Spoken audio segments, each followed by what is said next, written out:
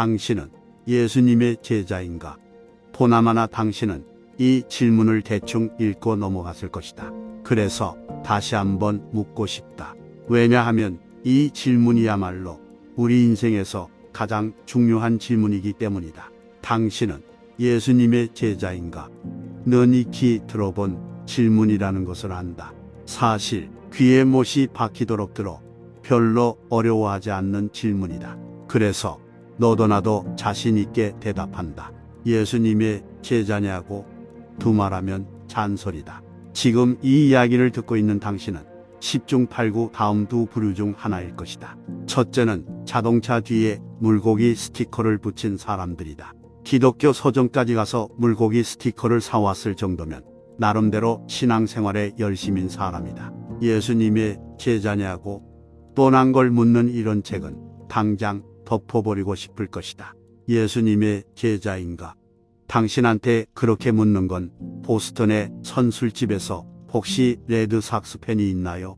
라고 묻는 것이나 다름없다. 중요한 질문이긴 하지만 당신은 이미 오래전에 답을 내렸다. 그래서 이 질문을 휙 훑고 나서 곧바로 머릿속에서 지워버린다. 성경에서 가장 섬뜩한 메시지 중 하나는 우리가 아무리 예수님의 제자를 자처해도 정작 심판의 날 그분이 우리를 모른 채 하실 수 있다는 것이다. 마태복음 7장에서 예수님은 모든 사람이 하나님 앞에 서게 될 날에 관해 말씀하셨다. 그날 많은 자칭 그리스도인들이 예수님 앞에 당당히 섰다가 나는 너를 모른다. 석 물러가라는 호통을 듣고 아연실색할 것이다. 둘째는 내 친구의 차에 왜 물고기 스티커가 붙어 있지? 라고 묻는 사람들이다. 10중 8구 당신은 돈을 주고 이 책을 사지는 않았을 것이다. 당신은 이런 책에 돈을 쓸 사람이 아니다. 아마도 차에 물고기 스티커를 붙이고 다니는 친구나 가족에게서 이 책을 선물로 받았을 것이다. 친구나 가족이 애써 선물해준 책이어서 예의 차원에서 최소한 첫 장은 넘기고 있는 것이리라. 그러니 당신은 예수님의 제자인가?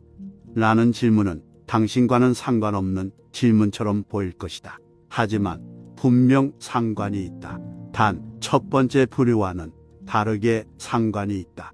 당신이 이 질문을 그냥 무시하고 넘어간 것은 이미 답을 내렸기 때문이 아니다. 단지 대답할 필요성을 느끼지 못했기 때문이다. 질문이 싫어서가 아니라 아무런 관심조차 없는 것이다. 누군가가 예수님을 따르든 말든 그것은 그 사람이 알아서 할 일이다. 교회가 좋은 것이라고 들었지만 당신과는 맞지 않다. 남이 예수를 좋아하든 말든 당신은 아무런 관심이 없다. 하지만 만약 인생의 모든 것이 이 질문 하나로 귀결된다면 이 질문에 관해 고민해 볼 가치는 있지 않을까?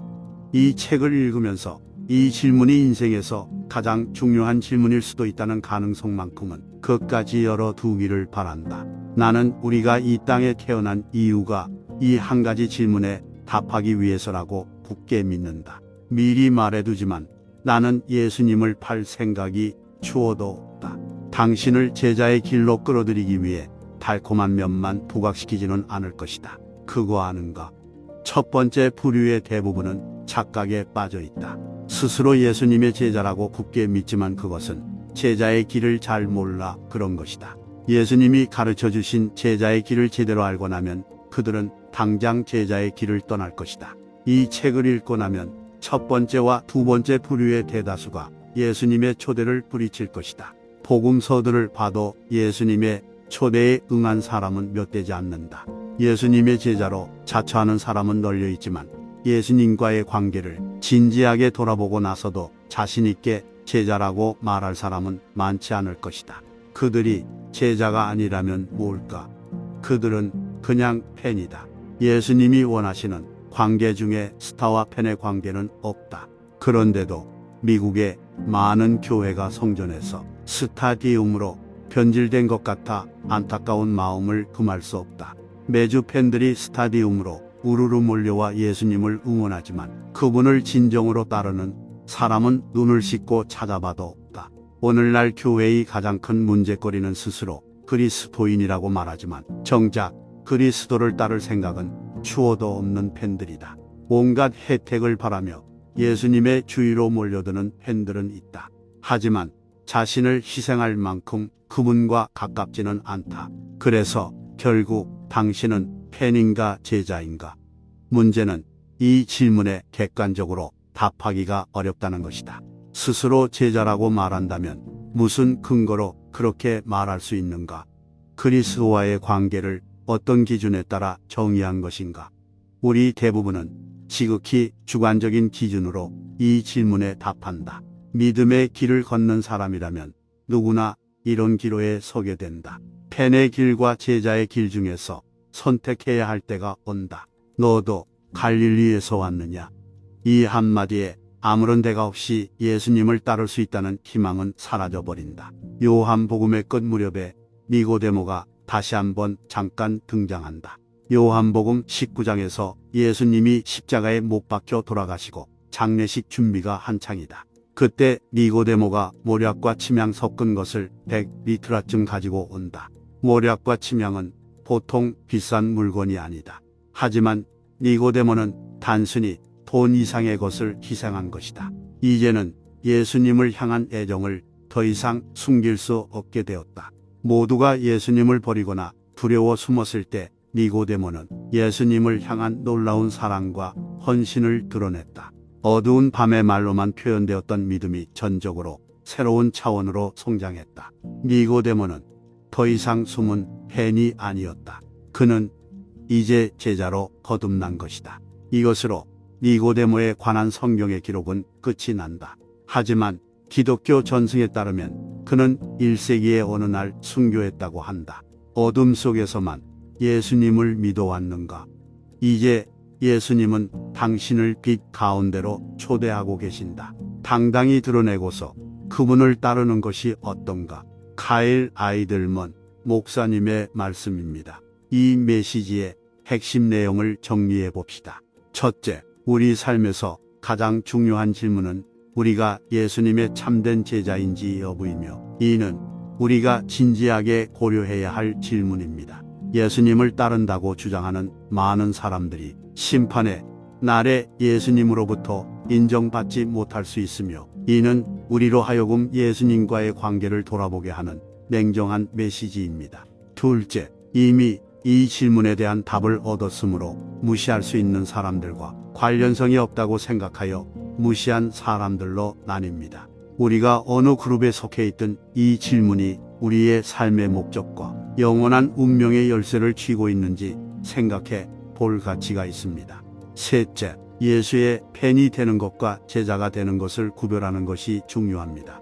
팬이 된다는 것은 개인적인 이익에 의해 주도되는 피상적인 관계를 의미하지만, 제자가 된다는 것은 깊은 헌신과 희생, 그리고 그리스도를 따르고자 하는 진정한 열망을 필요로 합니다. 우리는 예수님과의 관계를 정직하게 평가하고 주님의 발자취를 따라 걷는 참된 제자가 되기 위해 노력해야 합니다. 단순한 신앙 고백에 현혹되거나 미지근한 기독교 신앙에 만족하지 맙시다. 오늘날 교회에는 도전과 희생을 감수하면서까지 그리스도를 전심으로 따르는 제자들이 필요합니다. 멀리서 응원하는 팬이 되는 것에 안주하지 말고 예수님께 가까이 다가가 우리 자신을 온전히 내어드리게 하옵소서.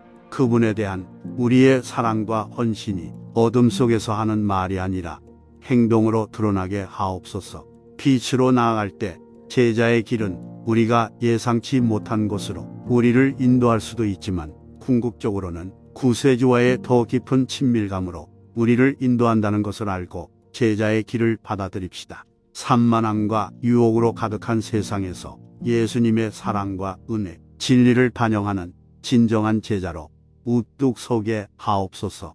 우리의 삶이 복음에 변화시키는 힘을 증거하고, 반대에도 불구하고 예수님을 따르겠다는 우리의 헌신이 흔들리지 않기를 바랍니다. 제자 공동체로서 우리가 함께 세상 사람들이 볼 수 있도록 밝게 빛나서 다른 사람들이 우리 주님이시자 구세주이신 예수 그리스도의 삶을 변화시키는 사랑을 만나도록 인도합시다. 이제 이 메시지를 기억하며 함께 기도의 자리로 나아갑시다. 은혜로우신 하나님 아버지, 우리는 당신의 무한한 사랑과 풍성한 은혜의 경외심을 가지고 당신 앞에 나옵니다. 당신은 우리를 보시고 우리를 아시고 당신과의 더 깊은 관계로 우리를 부르시는 하나님입니다. 제자도의 문제를 묵상할 때 우리는 우리를 인도하시고 내면으로부터 우리를 변화시켜 주실 당신의 신성한 임재를 구합니다. 아버지, 안일함과 무관심이 우리의 신앙에 스며들도록 허용했던 때를 용서하소서. 제자도의 대가를 온전히 받아들이지 못하고 희생적인 헌신보다 편안함을 택했던 순간들을 용서해 주십시오. 우리는 주님의 용서와 정화가 필요함을 인정하며 주님의 자비가 우리를 씻어 주시고 우리의 마음과 정신을 새롭게 해 주시기를 간구합니다. 주 예수님, 주님을 진정으로 알지 못한 채 그저 주님을 따르겠다고 공언하는 것의 위험성에 대해 경고하셨습니다. 우리는 때때로 당신과의 진정한 친밀감 없이 거칠에만 하는 공허한 종교의 함정에 빠졌음을 겸손히 고백합니다. 오늘 우리는 주님을 더 깊이 알고 참된 제자의 길을 걷기를 갈망하며 다시 한번 주님께 우리의 마음을 내맡깁니다. 성령님, 저희를 내면으로부터 변화시켜 주시기를 간청합니다. 우리의 눈을 열어 주님의 주권에 온전히 복종하지 않은 삶의 영역을 보게 하소서. 우리가 주님과의 진정한 관계를 추구하는데 방해가 되는 우상과 산만함을 식별할 수 있도록 도와주소서. 주님의 능력으로 우리를 묶는 사슬을 끊어 주시고 우리가 주님을 위해 전심으로 살 수 있도록 자유를 주소서. 아버지, 우리는 당신의 이름을 영화롭게 하는 열매를 맺는 제자가 되기를 갈망합니다. 사랑, 기쁨, 평화, 인내, 친절, 선함, 신실함, 온유함, 절제 등 성령의 열매를 우리 안에 키워 주소서. 이러한 열매가 우리 삶에서 흘러넘쳐 주변 사람들에게 영향을 미치고 그들을 당신의 왕국에 더 가까이 이끌 수 있기를 기도합니다. 유혹으로 우리를 유혹하는 세상 한가운데서 분별력과 지혜를 허락하소서. 우리가 주님의 진리에 불의를 둔 신념에 굳게 설 수 있도록 도와주소서. 주님의 복음을 선포할 수 있는 담대함과 문화적 흐름에 반할지라도 그 복음을 실천할 수 있는 용기를 주소서. 주님, 저희는 동료 신자들을 주님께 올려드립니다. 우리 교회가 모든 성도들이 담대하게 신앙을 실천할 수 있도록 준비되고 힘을 얻는 활기찬 제자 공동체로 변화되기를 바랍니다. 사랑과 연합으로 우리를 하나 되게 하시고 사심없이 서로를 섬기며 주님의 사랑을 가시적인 방법으로 증거할 수 있게 하소서. 하나님 아버지, 저희는 아무것도 주저하지 않고 주님께 우리의 삶을 새롭게 내맡깁니다. 매일 십자가를 지고 주님을 따르는 것이 무엇을 의미하는지 가르쳐 주십시오. 우리 자신과 이기적인 야망, 욕망을 부인하고 우리 삶을 향한 주님의 뜻을 온전히 받아들일 수 있도록 도와주소서. 삶과 죽음, 부활을 통해 제자의 길을 보여주신 예수님의 이름으로 기도합니다. 아멘.